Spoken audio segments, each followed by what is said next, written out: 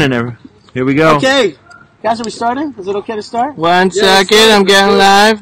Shalom, everybody. Shalom, Ari Abramowitz. Shalom, Yishai. Shalom, Ruthie. How are you? Okay. And where's the rest of the folks? Where's Avi? I'm right here. Hey, everybody. Okay. What's going on? We are live. We are going live, folks. Judean Roundtable. Josh Easton here from Hebron. I'm going to turn the camera around in just a second. You'll see everyone here on the panel. Tour guide, see Marat really. And today I'll be behind the scenes. We're going to be live here for the next hour. Not many years. So without further ado, I'm going to go ahead and flip the camera around. I am in a great mood here, and I am in a place where I am every day, which is where I work here at the Tomb of the Forefathers and Mothers. And Ari, if you can give me some liquor, going live. Stick with it. Next hour, Holiness of Hebron, folks. Ari We're here. Thanks very much for bringing me some Jack Daniels. I want to say l'chaim to the Judean Roundtable and to our friend Gedalia Blum, who is our producer. Shalom, everybody. L'chaim. L'chaim. Baruch atah Adonai Eloheinu melech haolam. Shakol niyeh b'dvaro. Amen. Gedalia, kol hakavod for making this happen. You really stepped up and picked up the slack. Good man. Where there are no leaders, Gedalia. Okay. Are we sitting? Yeah, let's sit down. Here we go, guys. We are live. We are live on all the networks here. Okay. Fishburger, is the whole everybody on my thing? Avi, you live? You got I'm live. Everyone's live. Pastor Trey Graham sent them. Israel Video Network. We are live. Welcome, Ellie. Welcome, Jonathan Bellows. Welcome. Right. Josh, you can't say hi to everybody, okay? Yeah, I won't. Once you start talking, I'll shut up. We're ready. We're starting. Ruthie Lieberman there. Ben, take a seat. Ben Goldstein. Guys, this segment is really about 3,800 years, really 4,000 years of Jewish history in Hebron. I'm going to do something for you, which is a lot of fun. We're going to do 4,000 years in about 4 minutes. Are you ready? Face that direction. Okay, 4,000 years in about 4 minutes. Are you ready, guys? Yes. Do I have 4 minutes? Here we go. Let's go. Okay. 3,800 years ago, Abraham purchases this place right behind me, behind us, in order to bury his beloved wife Sarah. Guess what, Ruthie? This place is about romance. Okay, it's about loving your spouse, and it's actually about a family that was buried all together. So Abraham, 3,800 years, buys this place, buries his wife Sarah, and then who else is buried here? Abraham. Okay, that's the first couple. They give birth to Isaac. Isaac and Rebekah are buried here, his beloved wife Rebekah, and then afterwards Jacob and Leah. Rachel is buried in the tomb of Rachel. The tomb of Rachel. It's just a trick question, Ari. You failed. In any case, that finished off about 3,500 years ago. So here's what I want you to do. When I say 4,000 years ago, you just say Abraham. Okay? 4,000 years ago. Abraham. It's just that easy. It's just that easy. Okay? Now, the Jewish people get exiled to Egypt. They come out of Egypt. What's that?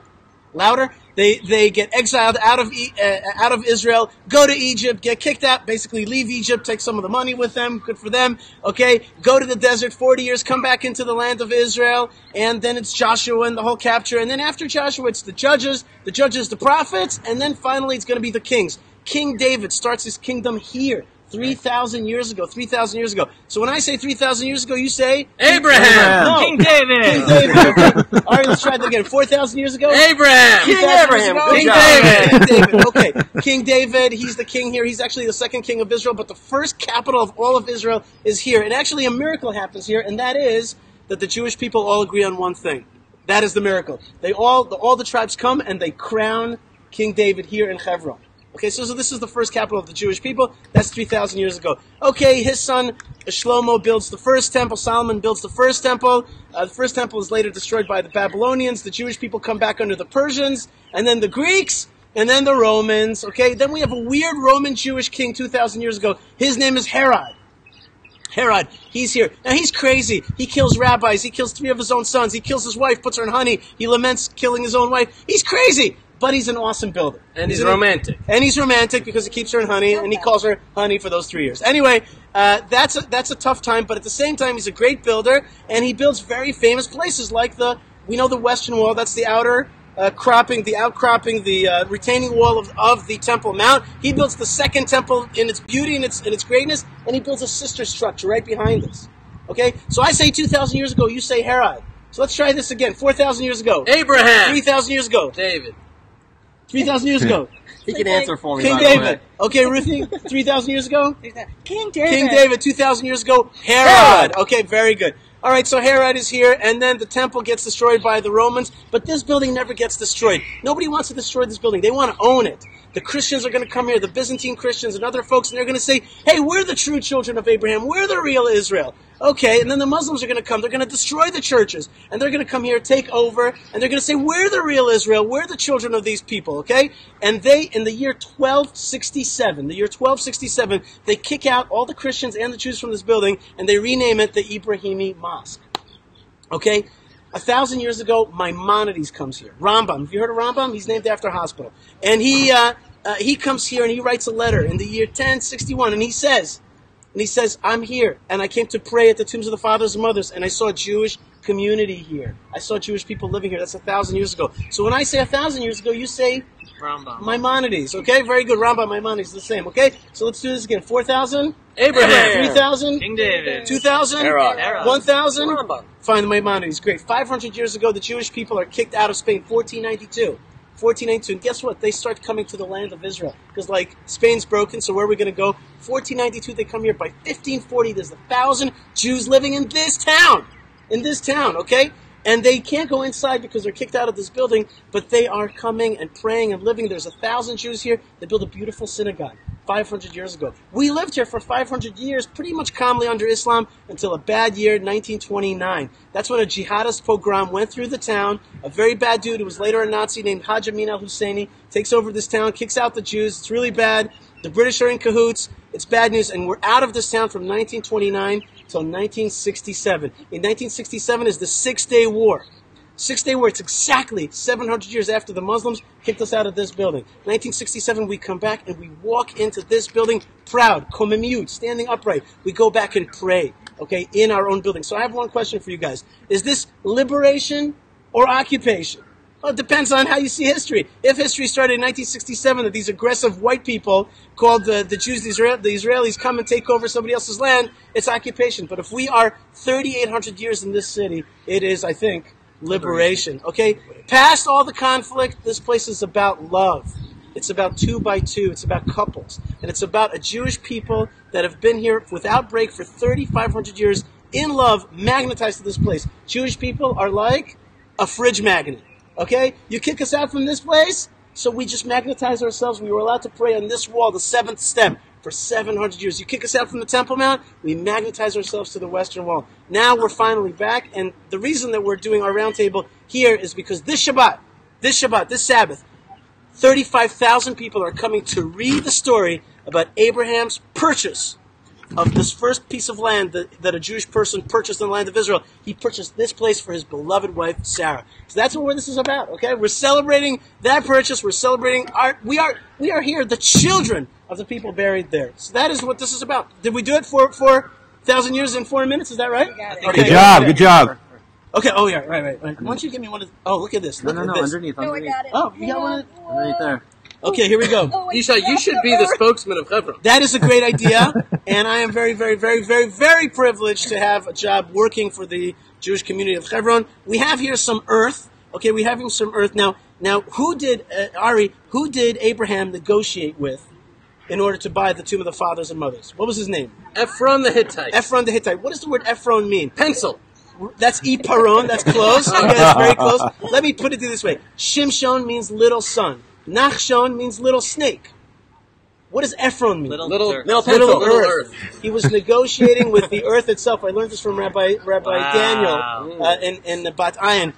Abraham negotiated with the earth itself. Today, and he purchased that earth for 400 silver weight. Today we are actually going to continue to broadcast this Judean Roundtable, and the way you're going to help us is by purchasing a little bit of this land so that it could live on your desk, in your life, in your car, and you could say, I've got a little bit of Hebron. We have only 100 of these little vials, okay? And they're what? $22 each, is that right? $22 to support this program. $22 to support this program. Thank you very much. Okay, and it just says Hebron Earth. It's just that simple. People, this is the earth of the land of Israel. You can have it, and you can support this Judean. Now, what would you say to someone that said, you just got the Hebron. dirt from China? I saw...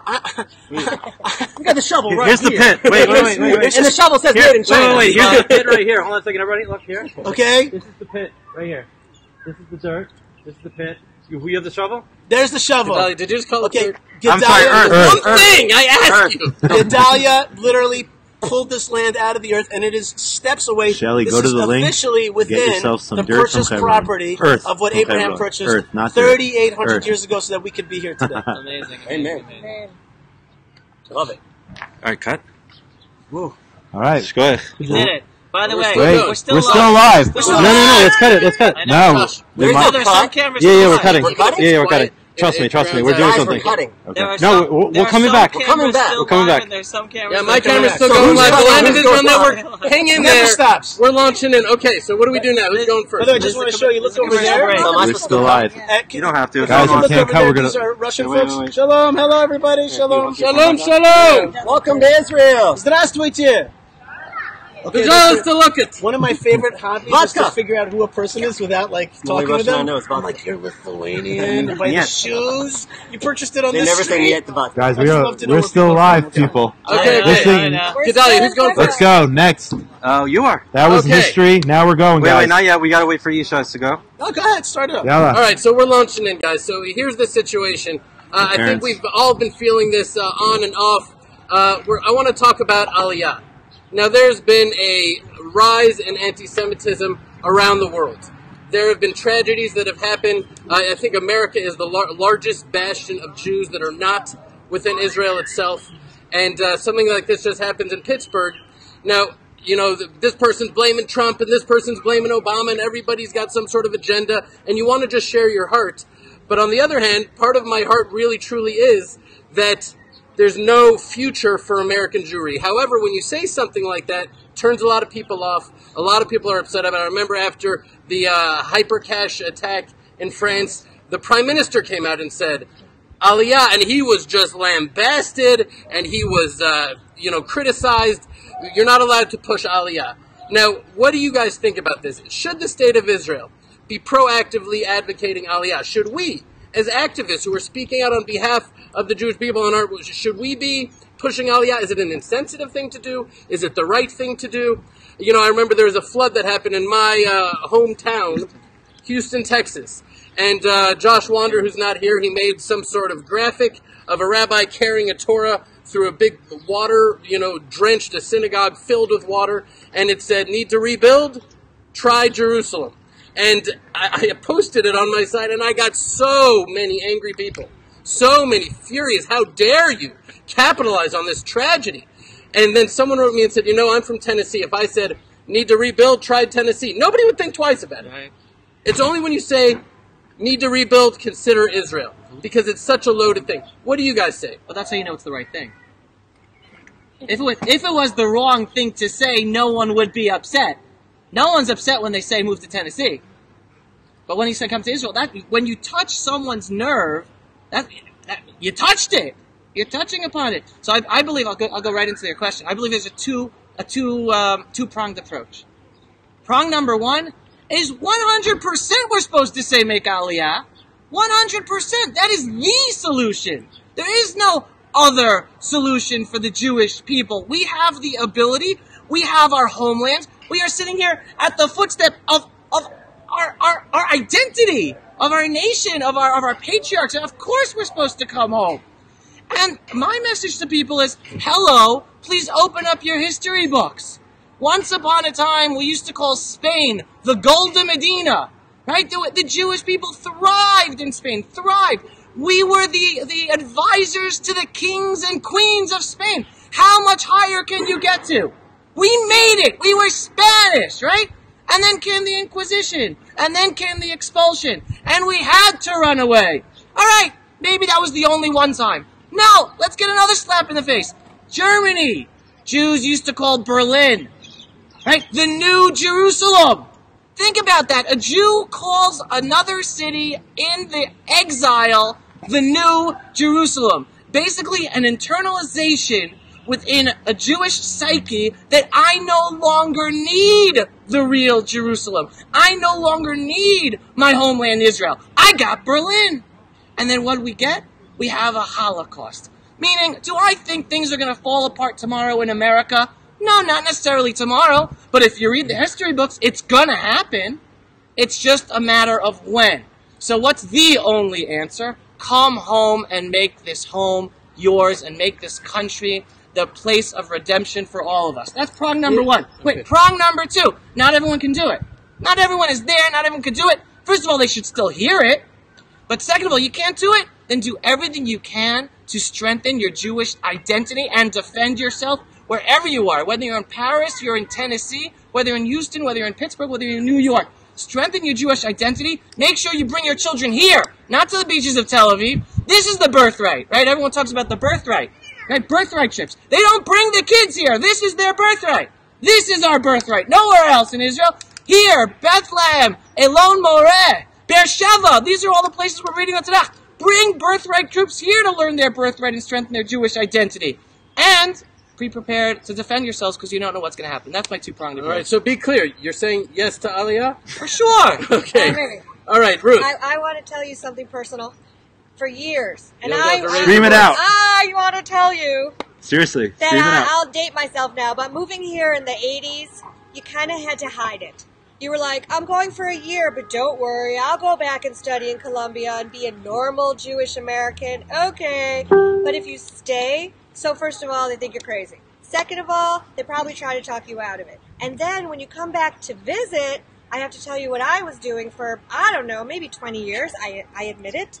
I was like, oh, Israel's great, but you're okay too. Don't worry. I'm saying this to my Zionist friends. How embarrassing is that? And about, I don't know, maybe 10 years ago, I woke up. Don't do the math. I woke up and I said, okay, but really? Because that's not what I believe. Why on earth am I hiding? Okay, I think I need another swig of the bourbon. But before that, I want to say that all of a sudden, I found myself returning to my hometown Cleveland. Woohoo! We just fired all our coaches. And we... Oh, thanks. Okay. Here. Amen! Wow! Okay, nice job. Yeah. All right. So, I'm not going to be as long and erudite, but I just want to say I went through a change. I showed up in my hometown once a year, whenever, and I would say, you know what, you people, you're living really nice lives, and you know what, you're sending your kids to all the right places, and they're getting all the right messages. But first of all, when they come home from Israel and they tell you they want to stay there, and they want to serve in the army, and they want to go to college here, don't go, oh, you need your Harvard education first. I love Harvard, don't worry, but you don't need it. You need to stay here. You need to get your first job here, your education here, your Hebrew here, just stay. So if you're teaching your kids about Israel, great, and this is really our homeland. And the second thing I told them was, you look nice and comfortable, but you know what? We're pretty comfortable too now. We're not asking for much from America. We're actually offering for you to come here. So don't think of us as like, oh, they're giving up so much for their Zionist ideals and they live in Israel. No, we get to live here. We get to live here. I do visit and I love it, and there's lots of things you all know about me that I love over there, but it's a visit.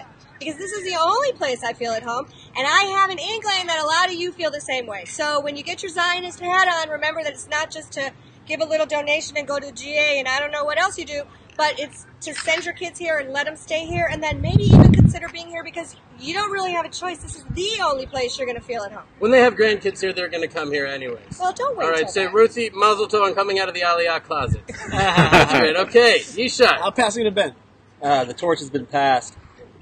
I think for me, first of all, I wish you were all here to feel this beauty of this day, the birds, this holy land that we have, this zechut, the merit to sit in, while Israeli soldiers, male and female, are protecting us, while God protects us against a horde of over 20 Arab nations who wish to destroy us with a sea literally to our back. Yet here we are not only talking about pride and strength, we're trying to show you globally what this pride and strength looks like from all different walks of life. I don't think I need to speak to my American friends, my brothers and sisters like little children. Oh, it's okay, you're good. Oh, you can come here one day. Let me tell it to you straight. You live on an island of people who do not like you. You have never been liked. You are 3,000 plus years the most hunted nation in the world. God has opened up the gates for Israel.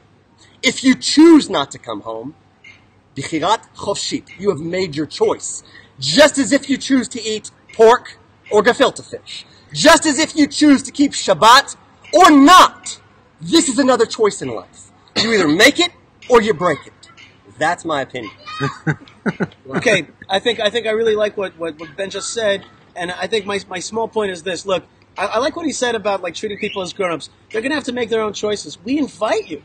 We're inviting you to come home. We're inviting you. It's the most amazing experience, and I think the way I would invite it, and I really would prefer that people come through love. Most people in Israel have come here because of some form of anti-Semitism. North American Jews, Anglo-Jews are coming here really by choice because they're coming from really good countries. I invite you, but here's the invitation. We're part of the most exciting project of the Jewish people in 2,000 years. We're building a Jewish state. Sometimes I see people arguing about, you remember those 20,000 people or 40,000 people that gathered in the city stadium, whatever it's called over there, and talked about the ills of the internet? I'm like, yes, the internet has issues, but we're building a Jewish state. This is the most exciting project of our people in a long time. So I say, like, don't worry so much about the bad. There is bad. I agree with you. There's bad. There's definitely bad to watch out. There's the, crazy shooters and all those kind of people. We got those ourselves. I say, come be part of the building process. This is exciting. If you're a young person and you could be like, I can go work as an executive in this company and make a lot of money, or I can help build a Jewish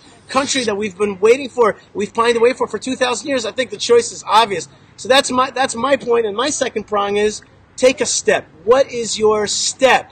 Maybe you can't make Aliyah tomorrow, but what is your step? Can you send your kids here, like you said? Can you send them for the summer? Can you send them on birthright? Can you buy Israeli products? Can you drink wine from Eretz Yisrael Schedule Friday a family night? sabbatical. That's right, family sabbatical. Right. Buy property in the land of Israel. That would be smart. That would be really smart, and you get a little bit of earth. You could get a little... Did I mention that you could buy a little bit of earth from the land of Israel to help support this incredible Judean roundtable? It's just so easy and awesome. $22, you support this amazing broadcast. Thank you, Gedalia, and find out more on our respective web pages. Land of Israel, did I mention that? In any case, the bottom line is that you have an opportunity to build, and what was the second point? Oh, take a step. Take a step. What is your little step? Come for the summer. Make sure that you save enough money throughout the year to come to Israel in the summertime. That's just something that you do because that's part of your economic plan for the year. So to wind this subject up, and we're going to shift to the next one, this is not an agenda, and this is not about blaming Obama or blaming Trump or blaming anyone. This is an invitation. We don't get any commission on a Jew that makes Aliyah. This is simply saying... Dude, you're missing out. This is saying Israel has given us passion and vitality and joy. The life that your children will live here is unparalleled anywhere else in the world. So we're just saying, consider it, come to Israel. I think we've come down unanimously. Absolutely. Aliyah is the message. Okay. Right. Amen. I just want to thank Shelly for buying dirt. She's the first Thank one. you, Shelly! Shelly bought dirt from job, Hebron. Shelley. Earth. I can't say Shelly earth. lives in Hebron and she bought earth from Hebron. No, That no. is a very Shelly from the U.S. bought Earth. Earth. Thank you, bought a Shelly. little bit of- We appreciate it. You're number All right, one, the sun Shelly. is setting. The sun is setting. So let us move to our next subject. Who's next? Yep. Me, I'm next. What am I next about? I am next. I am next about whatever you guys Gotta love ask me to bourbon. do. All right, I want to tell you about U.S.-Israel relations and why, I forgot how we titled it, why You want me to say? we can do even better. No, that was I'll tell you what it is. Okay. We can do No. better. I like that. Yes. Okay. Okay, I want to say that this is the art of the possible. What happened is, I worked in the Israeli government, and again, it's not fair that I have to project so much. No, they hear you. You're good. Okay. You're good. I worked in Hebrew, and I was going to make Aliyah and only speak Hebrew. I don't speak English. I'm not from somewhere else. And then I realized, oh, no. Every time a congressman, a senator, even the president of the United States came, I was brought in because I speak English and because I like sports teams and I can relate to the American public. So, hey, use your English. So I looked around and I said, all right, what are we doing? What do we want to do? And where do we want to be in another year? And where do we want to be in another 5 years? And where do we want to be for our children? And I saw that there was an opportunity. And the opportunity that I felt, and it's amazing, just what we were talking about, making Aliyah, it's amazing how many opportunities there are here. They're endless and creative and available. I just stepped right in and said, okay, I'm going to take people who love Israel in Washington, and I'm going to connect them with people who love Israel, who are our politicians in Israel. I'm going to get them working on some projects together. Shall we talk about it? You're doing great. You're doing great. Just give your name, though. There people want to know. They didn't catch your name. Who are you, Ruthie My Lieberman? name is Ruthie Jaffe Lieberman. Our friends from the Yes Israel Project are supposed to be on this live, but they're not, so shout Facebook out gave to us them trouble. because Facebook was giving us trouble. Maybe, I don't know, they don't like Come us on, anymore. Mark. Come on. Mark. Yeah. But you're going to be delayed. So our friends come from the Yes Israel Project, And what we're doing is all nonprofit, and basically it's working with volunteer manpower to find our friends in Congress. And woman power. And and only if they drink bourbon. and move issues forward. One of the big issues that a lot of people take credit for, I'm going to take zero credit, but whoever knows us knows we have a little piece of it, is something like moving the embassy. Moving the embassy. Hello, Jerusalem is our capital. How many years? King David?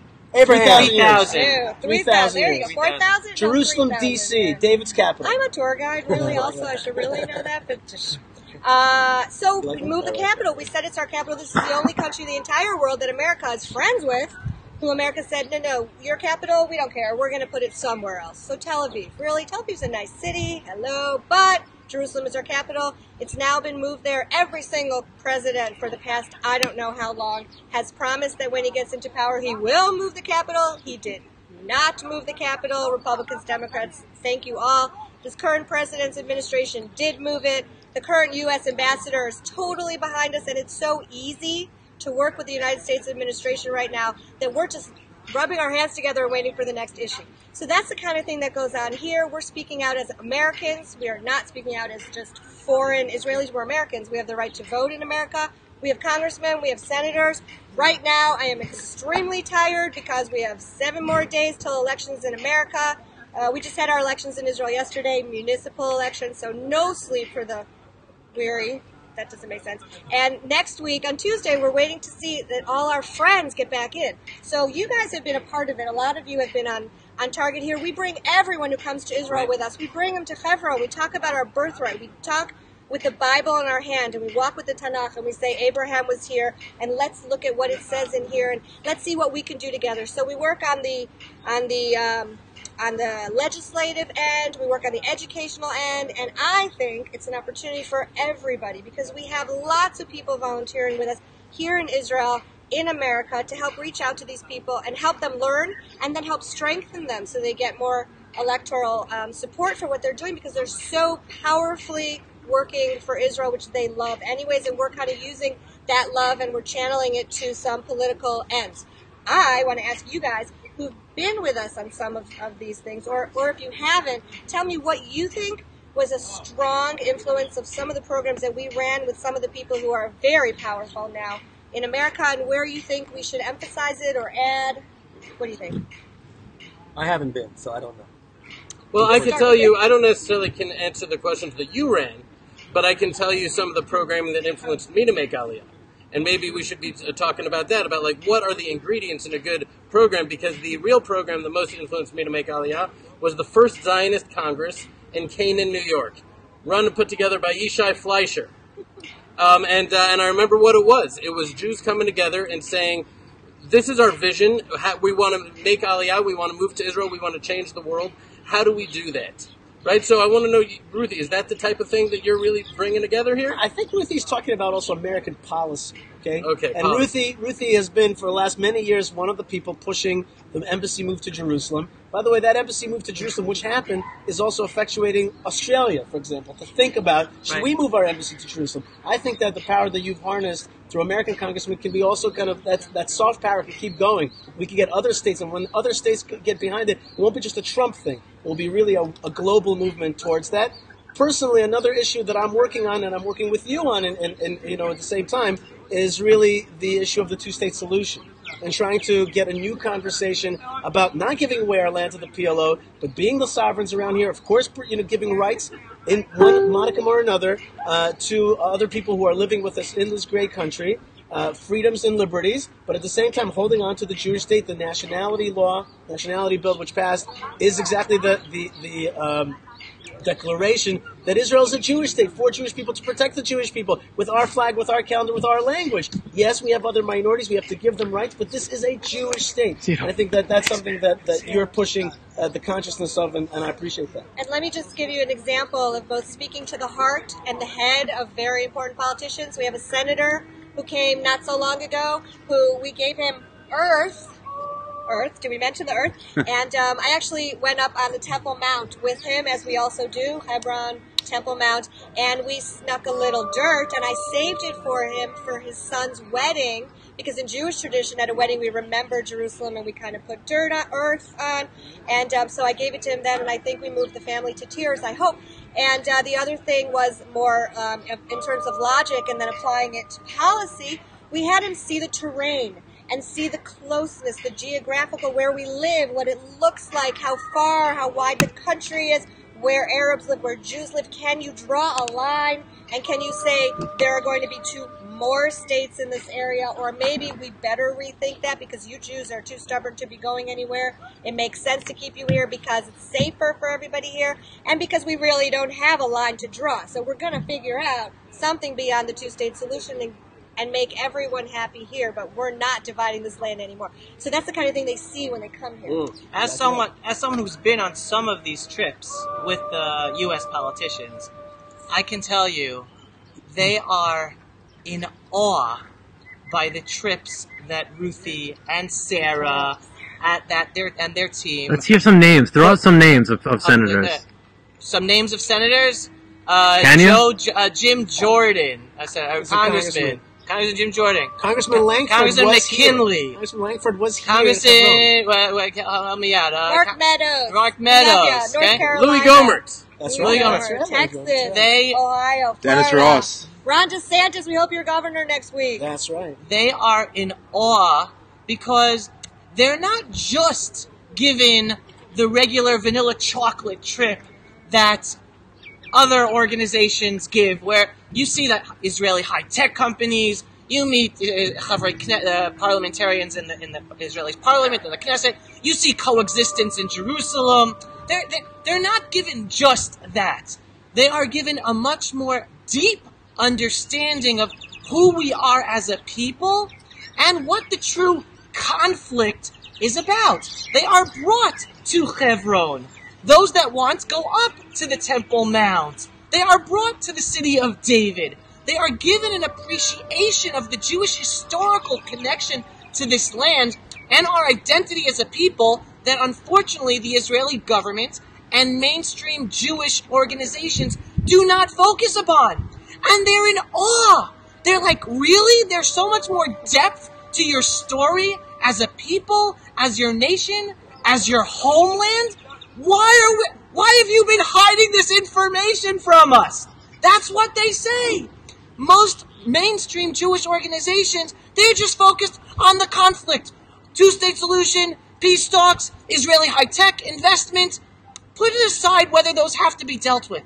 But they are not given the intensity and the love and the depth that Ruthie and her team and Sarah are able to give over to each and every U.S. politician when they come to Israel. And they really grow an appreciation, a deep love for the Jewish people that they did not necessarily have as much before, because some of them are lovers of the Jewish people, and a better understanding of how this area there will be peace when Israel is allowed to govern, when the Arabs are able to prosper because Israel is in control, and not necessarily focus on the man-made solutions that are not solutions, but really they're not solving the problem, but they're really just band-aids that extend the conflict. And I think this is also a time it can be well received. Because as opposed to the past administration, where they saw us as puppets or vassals, that were at their mercy, that were asking them for something, I think this administration sees us eye to eye. They see us as peers, they see us as critical allies that they need, arguably more than we need them. So the relationship is now not codependent, but it's one of mutual respect. So Ruthie's coming to the table, not begging for anything, but offering something. Offering insight, offering help, offering an understanding of how critical Israel is for America's self-interest, for America's well-being, and for the welfare of the entire Western civilization. Okay, so I'm sitting here among giants, so I'm sorry that it's focusing on what the little part that we're trying to do. But what I do want to say here is I want to give everyone a chance to do something. Because A, you should all go out and vote. If you're American and you have the right to vote next week, go vote and check your candidates' records on Israel. Check them. Because Democrats, Republicans, be sure, whatever you feel, that they're supporting Israel, because we know you do. And we know that a lot of them really, really don't. So that's the danger. Go out. Let's do that. Second, take a look at Yes Israel. I want you guys to join us because you have voices. You can raise them. You can learn from everyone here. You're probably following everyone already, and then you can take what you're learning, and instead of being frustrating, we're going to channel that and do something about it and really make a difference. And third, I just want to say that whoever hasn't come on their own, come. Look how different it is. Look how passionate we are. I mean, these guys are being very mellow right now. They're really passionate. And it's fun, and it's interesting, and it's eye-opening, and just really do what you said. Save up. It's not that expensive. I'm a guide if you want. And and actually some other people here are. And we want to share this with you because you can know more and then do more. And finally, I want to build you up a little bit more and build upon what you just said very quickly. The name of the program is Yes Israel Project. On the Facebook page is Yes to a Strong Israel. The bottom line is understanding that a strong America is ensuring a strong Israel. So by supporting a candidate that supports Israel, you're helping America. It's not about helping Israel. It's to ensure a strong America. You are working to make sure Israel is as strong as possible, and that's what it's all about. All right, who's up next? Mr. Fleischer. Okay. I'm just still processing here. All right. What are we talking about? Modern day Hebron. Okay. Modern day Hebron. Here we go, friends. First thing I want to tell you that we are in Hebron, the first purchase of the Jewish people in the land of Israel. That's number one. And also the forefathers and mothers. They are the founders of our whole peoplehood. We're talking about Abraham. Who is Abraham? It's the guy who came up with monotheism. He doesn't come up with it. He discovered it. Abraham, Sarah, Isaac, Rebecca, Jacob, and Leah. It all starts here in our consciousness. Really, half the world today follows the Abrahamic faiths. Abraham, this is Mike Pence said, Abraham is the forefather of faith for half the world. Okay, so that's where we are right now, 3,800 years later. What about Hebron today? First thing, this Shabbat, 35,000 people are coming to Shabbat to our sister city, Kiryat Arba, here to Hebron in order to read that chapter of Abraham's purchase. Very important. Okay, we're setting up big tents over there. There's going to be actually the biggest Shabbat meals ever recorded, 5,000 people. And there's chandeliers in there. There are chandeliers, okay? All right, now what about Hebron life today? Let me tell you a little story. This is a story for everybody. You guys like stories? I like stories. Love stories. Here's how the story goes. I was standing right over there with an Australian journalist. Australian journalist says to me, Mr. I can't do Australian, so it sounds British. Forgive me. It goes like this. Mr. Fleischer, don't you know you're living in occupied land? And I'm thinking to myself, let me get this straight. You're a white Australian, right?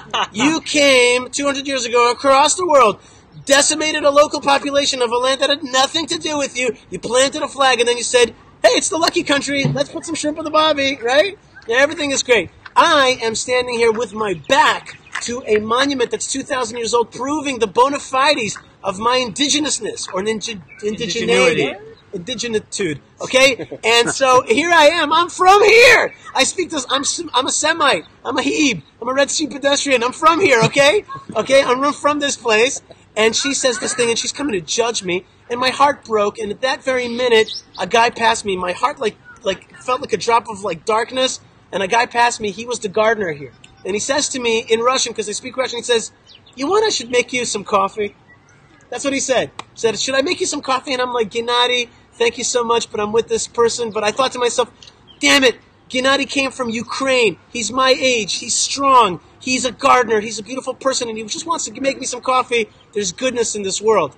3 hours later, I was sitting in my office. A call came on the emergency channel, and they said somebody had been stabbed next to the tomb of the fathers and mothers. We thought it was a soldier, but it was Gennady. And he was a tough guy. He held out for 10 days. And then he succumbed to his wounds and he died. He was murdered.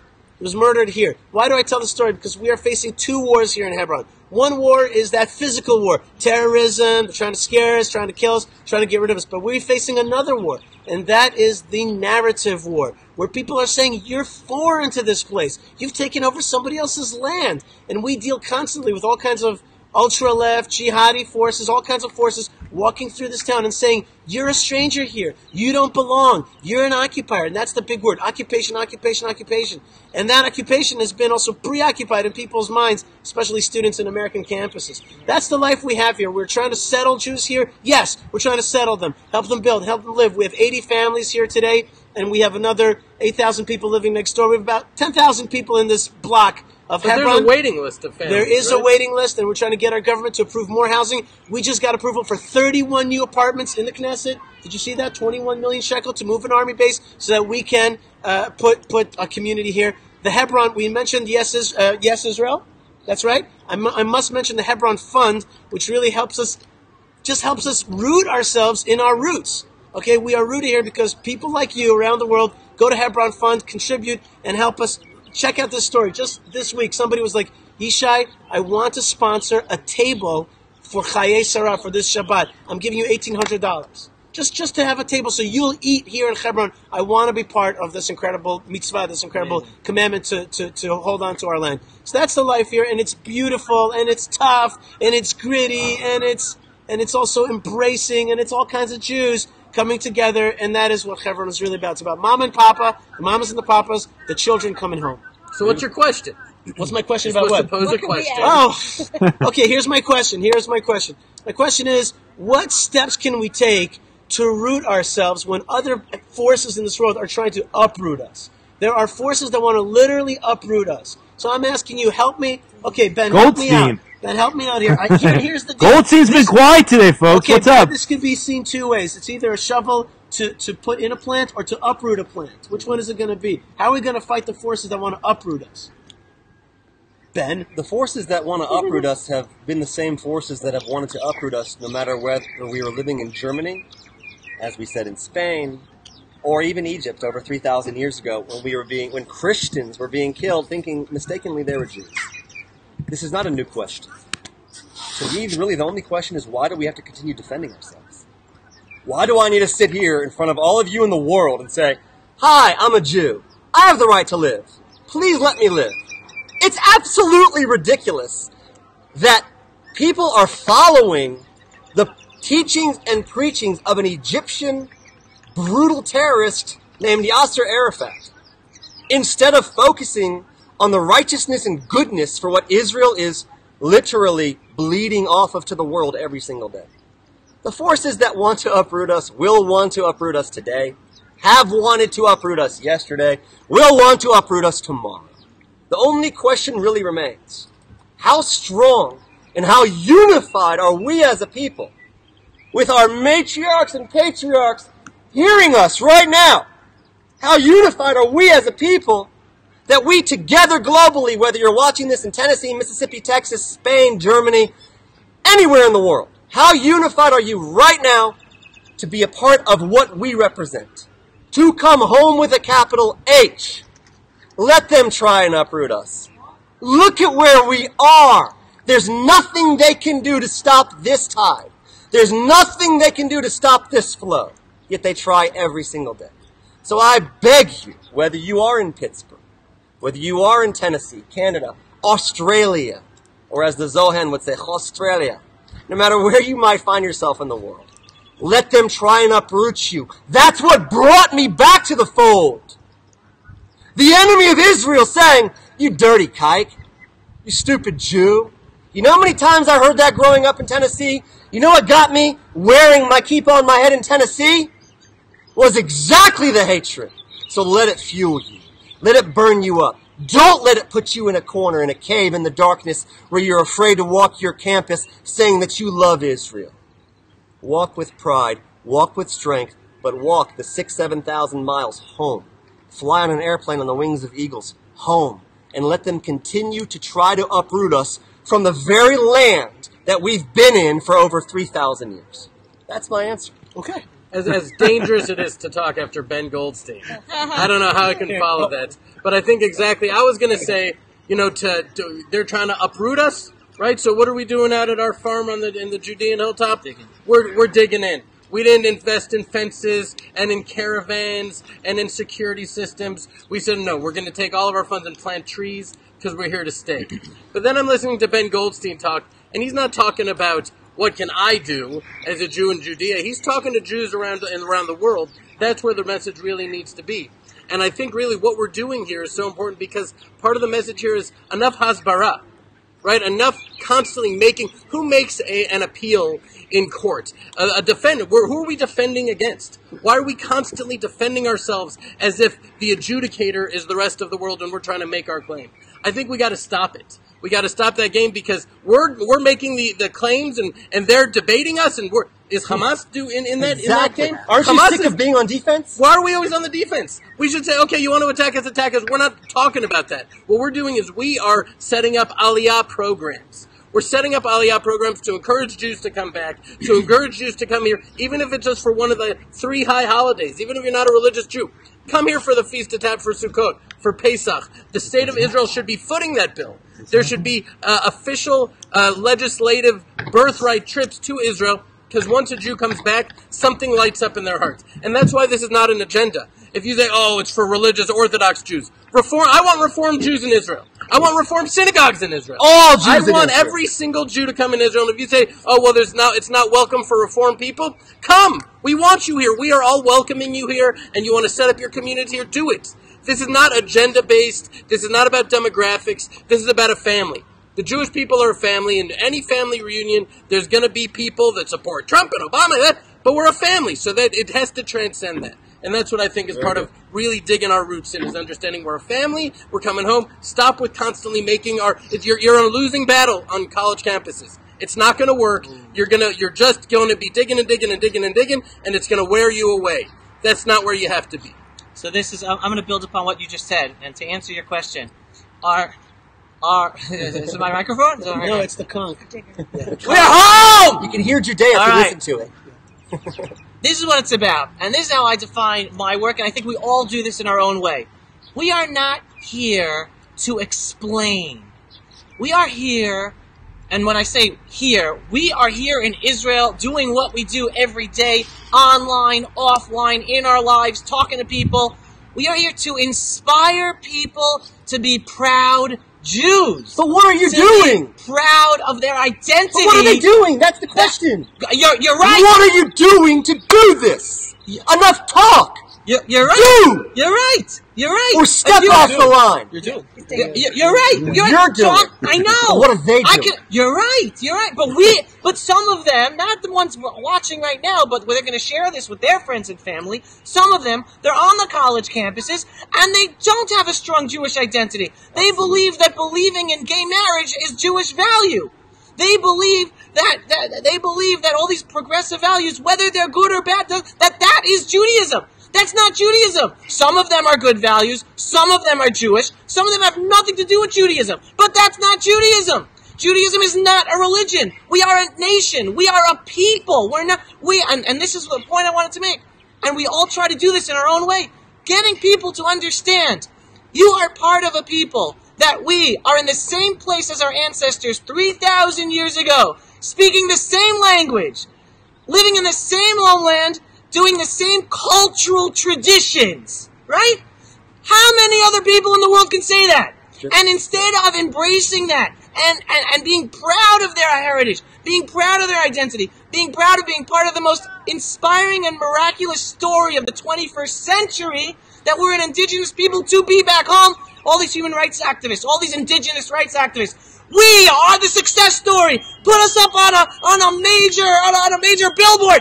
Be like the Jews. They're home. They're sovereign after 2,000 years of exile. Be like the Jew. But no, instead they denigrate us. Instead they call us the occupier. And my call out to all these Jews on the college campuses is be a proud Jew. Learn your history. Own it. Be proud of it. And come home. And do at least that one thing that you give yourself to strengthen yourself. Because my line to college students is, if you're being attacked on college campus about Israel, it's not about defending Israel. It's about defending your own identity as a Jew. And by crossing over to the dark side and becoming anti-Israel and supporting BDS, you have basically sold your own identity out for nothing. And you haven't guaranteed yourself any safety. Because there's some sort of subconscious thing. They're like, wow, look at all that's going on in these college campuses. They hate Jews. They hate Israel. If I just throw Israel under the bus, as easy as that is. I've never even been there. Okay, I'll throw it under the bus and everyone will love me. It may seem like they love you. They don't love you. They don't love you. There was entire parties of Jews for Hitler. Those Jews for Hitler were in the cattle cars with every other Jew. It didn't matter if you were left, if you were right, whether you're a communist or a capitalist. You are on the cattle car, and that's one thing Jewish history should teach us. So liberate yourself from the delusion that siding with the enemies of your people is going to save you or protect you. It will not. All right. On that positive note. That actually leads in. To bring that in, the opposite side, you're talking about the community of Hebron, if we forgot what the segment was about, right? The community of Hebron, I want you to talk about, if you can, a person or people that you know in the community, how they act, how they live their lives, what their ideology is, in contrast to what everybody else is talking about how you should act. I want you to illustrate to us, to the audience, what kind of person moves into a city that is, 5% Jewish? 3%? 3%. 3%. I guess if I had to speak about somebody, I would speak about one of my mentors here, which is Noam Arnon. And Noam Arnon moved here about 30 years ago. He found a synagogue that was destroyed. He was one of the people who found the synagogue that was destroyed, the Avram Avinu's synagogue, and then dug it out and then helped rebuild it, and it was basically destroyed from about the year 1950 till about 1980. For 30 years, it was totally destroyed, and no Jew was allowed in there. And he rebuilt it, and today he's getting his PhD about studying the tombs of the fathers and mothers here. But on top of that, what's weird about him is that he's a hardcore settler. He's from this place. He's been living here for 30 years, but he's actually known as the Arabs call him the foreign minister. Okay, why do they do that? Because he's the kind of guy that actually brings out other Arab voices that don't want the Palestinian Authority here, that want Jewish sovereignty here, that want to do business. And I'm going to tell you an incredible thing that happened to me 2 weeks ago. I was in a meeting with Noam Arnon and a few Arab leaders around here. This was through Avi Zimmerman's, what's it called? The Commerce, Chamber of Commerce, Judean of Samaria, Chamber of Commerce. And I sat in this building right over there with a guy, his last name was Husseini.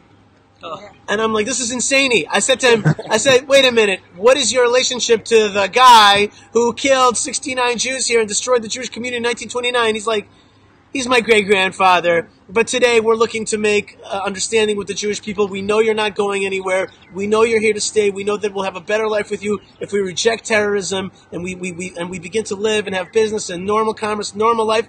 And so I'm sitting there with number one settler, with the great-grandson of one of our great murderers here in the land of Israel who became a Nazi and killed 40,000 Jews as a part of the Bosnian SS. Okay? And his great-grandson is like, no, it's over. That crud is over. It's time to make peace. It's time to accept the Jews and respect the Jews. I think that one word that I would say about all this stuff is that the Jews of Hebron are not about peace.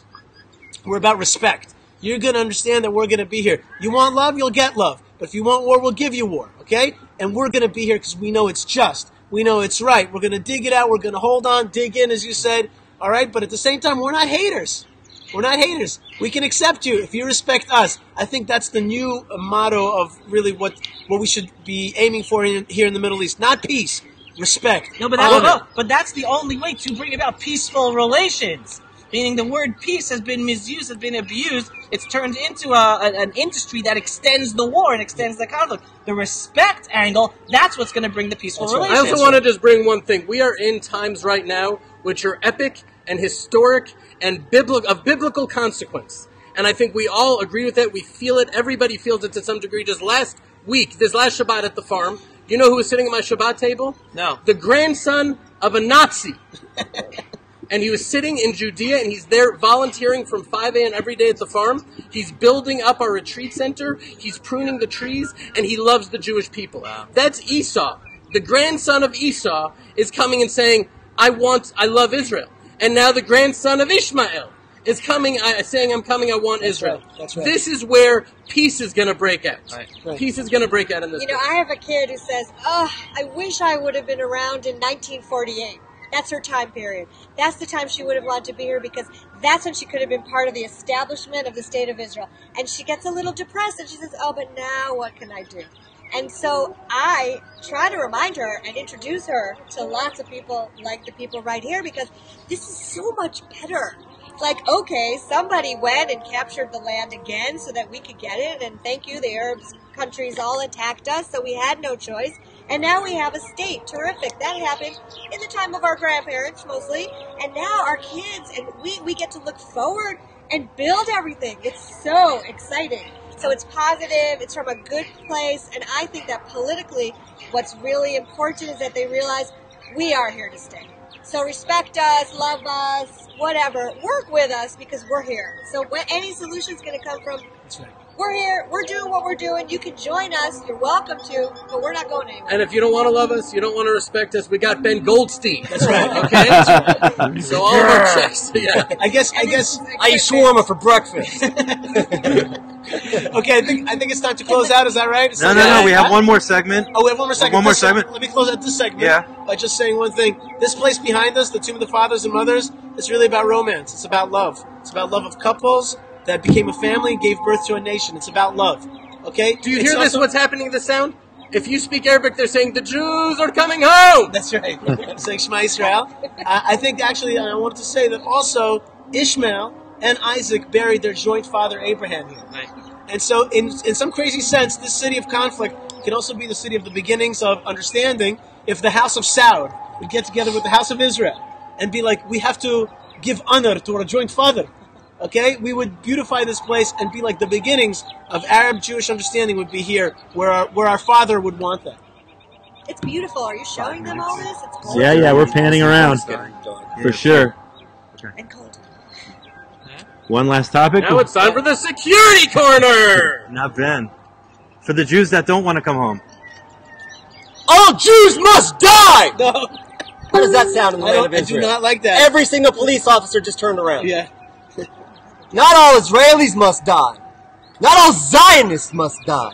Not all occupiers must die. All Jews must die. That's what separates what happened in Pittsburgh from what people wish would have happened instead. What do I mean by that sick statement? People can't get away from the fact that Jews are reviled, feared, misunderstood, and hated globally. Not just today, not during a certain administration, not even on a certain plot of land. This has bounced to the four corners of the earth. No matter where we were thrown to, no matter how good it gets for us in every single generation, eventually we reach a peak. And that peak turns into all Jews must die. So what do you do when you hear that next in your synagogue this weekend? What do you do? What are you going to do? Are you going to blame an administration for it? Are you going to blame guns for it? Are you going to blame politics for it? Are you going to blame red hats that say make America great again for it?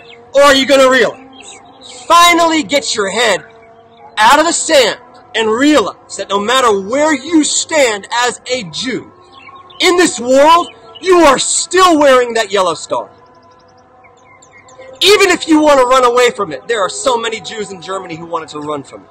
Yet they found their heritage. They located their birthright. And they said, you're coming with us to the gas chambers. Political sides don't matter. Religious belief doesn't matter. God is here whether you choose to believe in God or not. Israel doesn't even matter. Israel's here whether you choose to believe in it or not. And as you can hear around us, the Islamic call to prayer, what happens in this city, we're talking about security, where we are sitting right now, I promise you, you have no idea if a sniper is watching us from this hilltop. Because our enemy crosses all boundaries, all borders, all laws, all guns are not welcome on this premises, signs, all good intentions. And they have one desire and one goal. And that is to separate our unity. That is to destroy us at every corner, at every turn, with every prayer possible they are to destroy us. So how can you secure yourself? How can you secure your community? How can you stop asking yourself, what can I do? The next attack happens, I don't carry a gun. What do I do? There is so much you can do. There is so much unity you can build within your community. There are trauma courses you can take in order to at least not feel lost anymore. Forget about a gun. Any fool, as we know from our neighbors around us, any fool, any sick individual can hold a gun. But what separates this gun from me or all of us holding it and the people who live in the buildings, literally not 50 meters from where I sit, is that in the hands of the Jewish nation, this gun represents peace, growth, life, l'chaim. In the hands of our enemy, it represents death and chaos and blackness. And that enemy lives directly around the corner from you. I know it from experience in Tennessee. You know it from experience in Pittsburgh. They don't have to be Muslim. There are Muslims right now defending the land of Israel. Proudly, I work with them daily. They don't have to be Christian. I have Christian friends who would die shoulder to shoulder just to defend this land, this earth that we're showing you in a vial. It's anybody, it's everybody that despises goodness, that despises righteousness, that chooses darkness and chaos over life. So the next time you want to shout in public that it's a situational thing that has to do with this current administration, shame on you for not only being ignorant, but for pushing that ignorance onto your people. You will be responsible for the next massacre.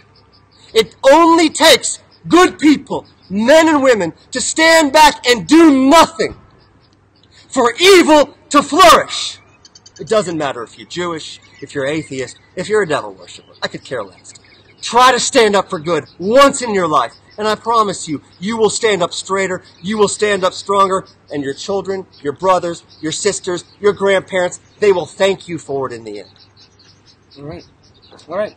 I have one tiny comment on that, which is a story that happened right here. I was with a group, and this one Indian Muslim guy goes to me, when an Arab child sees an Israeli soldier, he thinks, I want to be part of the resistance. And when a Jewish child sees a soldier, he thinks, I want to be a super soldier. And thereby that soldier represents a cycle of violence that never ends. That's what he said to me. It represents a cycle of violence. And I said to him, in your spirit exactly, I said to him, that is a smart point, that is a good point, but when we see an Israeli soldier, we see the end of a cycle of violence. We've seen the end of 2,000 years of oppression. And therefore that Israeli soldier with a gun is actually the defense against the bullies. It's freedoms for all people, because we're pushing back on bad guys. So that's exactly what I said to him, and he was like, okay. He bought right into that. So I think you're absolutely right. Jewish strength is good. And I think that a lot of folks in America today have a problem with Jewish power. They just have a problem with Jewish power. They don't know how to deal with it. They're still stuck in 2,000 years of diaspora. They're not ready to transition into Jewish strength, Jewish power. They don't know how to deal with it. They don't know how to deal with any kind of sense of like sovereignty, organized aggression, which is the army, etc. They don't know how to deal with it. Those are beautiful fireworks. Not under attack yet. If we were, you'd know it. Listen, I'm gonna have to finish it. I'll finish this. We live in a generation. We live in a generation where the understanding that war is bad has led to diplomacy replacing life itself. Reality. Replacing reality, exactly. And we all know war is bad, but we have to look at history. Not every person is good. Not every country has a good leader. There are some leaders that are bad. That is the reality throughout history. In order to keep the peace, you have to be prepared to fight and defend yourself to then defeat the enemy. And we've been living in a generation where, no, diplomacy, let's let the bad guys get away with everything, just not worse. It's bad, but not worse. We'll stop. And people have to wake up. To defend you need an army. You need an army. You have an army in order to ensure that you stop bad things from happening. So whether you're Jewish and Israel, whether you're American, whether you're French, whether you're British, you want a strong army. Don't be afraid and don't run away from having to have a strong army in order to ensure you leave a safe future to your children and grandchildren. Was it Ronald Reagan who said, we are always only one generation away from losing our freedoms? And today's progressive value system that's just replacing reality is allowing the next generation of Americans, possibly, not to have the freedoms that we grew up with, for those of us in America who grew up in America and our relatives and friends living there today. So understand, we need an army. Israel needs an army. It's by having an army being as prepared, as strong as possible, we can ensure a decent and safe future, even though there'll be altercations once in a while. But that's the way to have a safe future. Be proud to defend yourself. The two short additions, I'd like to add the voice of the mother, because it sounds like we all want to go to war. These people are doing what they have to do, and we're telling you this is important because we don't have a choice. Right now, this is what we have to do. I don't want to put words into your mouth, but I am so grateful for people who are willing to be so brave. I am not so brave to send our son into the army now, and there's a lot of military people in my home right now, and as the mother, I just want to say this is not our first choice. We want to live in Hebron, in the land of brotherly love and together, and we want to be able to put down our guns, or at least put them on, what's that called? When they're not, lock them so we don't have to be on the ready. But we don't have a choice right now, and you should know this, because we're going to do what we have to do, and we're also going to stand up for the right to be peaceful and wanting to stay here in a much better way, and I am grateful to the people who do this, because you're going to bring us there. That's all, because it's one more thing. Raise your hand. Raise both hands. If you would live peacefully sought, and this is important because you don't hear this on the Arab side. You don't hear it very often. And people see us maybe as right-wing, especially where raise your hand in public live if you would live side by side with a peaceful Arab neighbor. They already do, all of us. We do, actually. We do. Yeah. All of us live surrounded. By the way, and I think it is an abuse, it's Orwellian with language. Today's peace activists and human rights activists, they're the ones perpetrating war and terror. Yes. We, the right-wing activists, are the ones that want to bring peace. We're the true peace activists. We are the peace activists. Because by us standing up for our rights and defending ourselves and calling out the evil and the terror, we will bring peace quicker. And it's the human rights activists and the peace activists who are enabling terror and war to continue on. It's been wonderful. You guys have rocked, all of you, and you are absolutely amazing. Yeah. Thank you. This is episode 2 of the Judean Roundtable. We're coming back next week, aren't we? We are. We just have to tell you. RC team, I think. Hey, everybody out there, let us know if you like what we're doing. If you don't, we not only want your feedback, we've got to have your feedback. Now, listen very carefully. A lot of times we're facing wind. A lot of times we're facing inclement conditions. Winter hasn't even started yet. I tell people all the time, how dare you even wipe the dust off of your boots after walking in the land of Israel? If you go to church, if you go to synagogue, you should wear those specific shoes every time you walk in, because you're bringing Israel with you. And that's not a joke to me. People have died and given everything spiritually and physically for this land. Good people. Really, really good, pure people. What I'm asking you to do right now is, if you've got the $22, we're not making any profit on this. Instead, all we're doing is something so base and simple and humble as sending you the holy land of Israel that we dug ourselves from Hebron. Yeah, if you'd like to put this on your mantle, you could just put some in your shoe. And walk it everywhere. And you're walking in the land of Israel. You can sprinkle it on your head. There's so much you can do with this dirt. You can bake it. You can shake it. You can mold it into clay. Well, he just asked your friends can play with it. He just said, is there a Kabbalistic idea? And it's not a bad idea. Take a little bit, put it on your tongue. Why? Because when you eat the fruits and the grains and the earth of the land of Israel, your physical body becomes the land of Israel. Without any question, everybody watching this understands the value of this land. And I have no doubt that every single person that watches every single one of us will cough up a measly $22 to support the future of our voices. Amen. God bless you all from magnificent Hebron. Shalom. We want you here with us next time, side by side. Shalom from the Abbas and the Imams. We will all guide you, each and every one of us. All right, let's take a group picture. Guys, showing up the land of Israel network. It has been wild. Hope you enjoyed. Share your thoughts. I'll put up the link for the dirt, for the earth. Have you come out and visit us at our farm on the southeastern tip of Judea? All right. Wow. Yes, if you don't not like yet the Yes to a Strong Israel page, go like that as well. And folks, here you are. You're right here. This is it. The mothers and the fathers right here in this building. And finally, to those people watching right now, still online, you see this building? As Yishai was saying before, King Herod built this building. The Jewish Roman King Herod built this building down below. What's on top over there? That's a mosque. Okay? Built hundreds of years later. In order to build on top, they had to build on something that was existing. So, who is the occupier? The world tries to tell us that the Jews are the occupiers. How can we be the occupiers if we built first? And the Muslims who came later built on top. This is the simplest message, folks. The Jews are home. We're the indigenous people. Just use this. Use the Temple Mount, the mosque on top of the Temple Mount that King Herod built. We built first. You can't let them get away with saying we're the occupiers. Just show them a picture, and it shows the truth. Shalom, everyone, from Holy Hebron. Thank you so much for watching, and we are the Judean Roundtable because we are all Judeans. We're all back home. Shalom, guys. Thanks for watching.